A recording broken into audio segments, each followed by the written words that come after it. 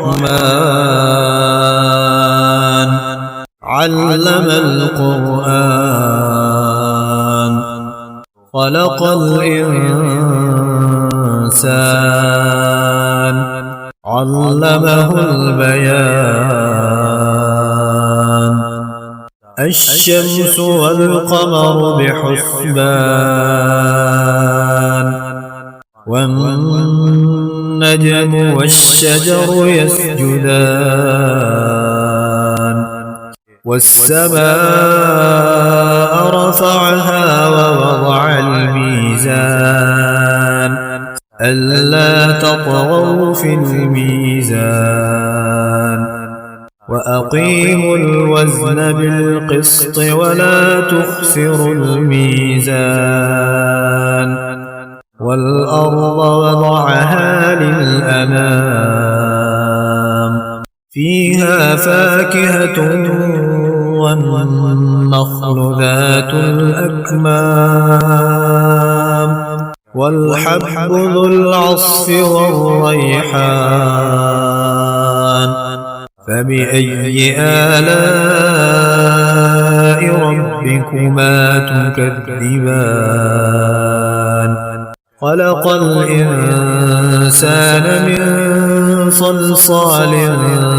كالفخار وخلق الجان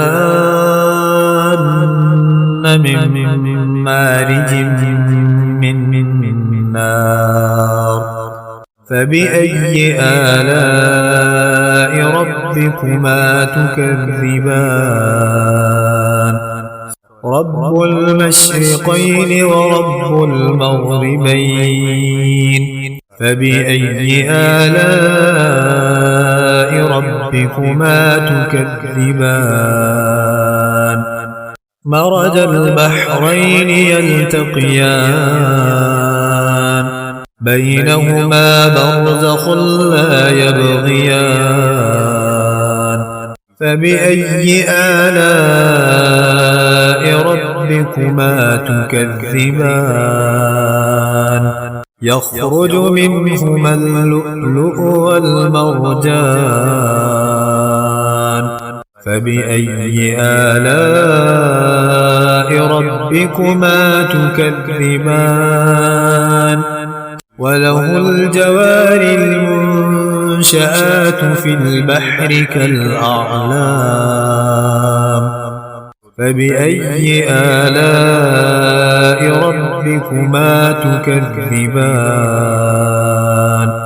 كل من عليها فان ويبقى وجه ربك ذو الجلال والإكرام فبأي آلاء ربكما تكذبان يسأله من في السماوات والأرض كل يوم هو في شأن فبأي آلاء ربكما تكذبان سنفرغ لكم أيها الثقلان فبأي آلاء ربكما تكذبان يا معشر الجن والإنس إن استطعتم أن تنفذوا من أقطار السماوات والأرض فانفذوا لا تنفذون إلا بسلطان فبأي آلاء ربكما تكذبان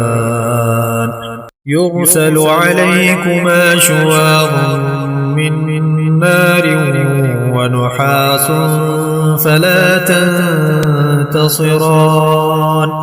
فبأي آلاء ربكما تكذبان فإذا انشقت السماء فكانت وردة كالدهان فبأي آلاء ربكما تكذبان فيومئذ لا يسأل عن ذنبه إنس ولا جان فبأي آلاء ربكما تكذبان يعرف المجرمون بسيماهم فيؤخذ بالنواصي والأقدام فبأي آلاء ربكما تكذبان هذه جهنم التي يكذب بها المجرمون يطوفون بينها وبين حميم آن فبأي آلاء ربكما تكذبان ولمن خاف مقام ربه جنتان فبأي آلاء ربكما تكذبان ذواتا أفنان فبأي آلاء ربكما تكذبان فيهما عينان تجريان فبأي آلاء ربكما تكذبان فيهما من كل فاكهة زوجان فبأي آلاء ربكما تكذبان متكئين على فرش بطائنها من استبرق وجنى الجنتين دان فبأي آلاء ربكما تكذبان فيهن قاصرات الطرف لم يطمثهن إنس قبلهم ولا جان فبأي آلاء ربكما تكذبان كأنهن الياقوت والمرجان فبأي آلاء ربكما تكذبان